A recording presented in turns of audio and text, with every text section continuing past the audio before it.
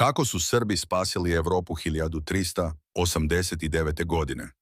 Da li znaš da su Srbi jednom stali na put najvećoj vojsci svog vremena? 1389. godina. Kosovska bitka. Sultan Murat dolazi sa vojskom od 100.000 ratnika. Ali srpski knez Lazar nije bežao. Sa daleko manjom vojskom odlučio je da se bori za slobodu. Srbi su znali da je ovo bitka koja menja sudbinu Balkana. U trenutku najveće borbe, Miloš Obilić juriša konjicom na neprijateljski tabor i ubija sultana Murata. Bitka je završena krvavo, ali heroji Kosova su postali simbol slobode i časti.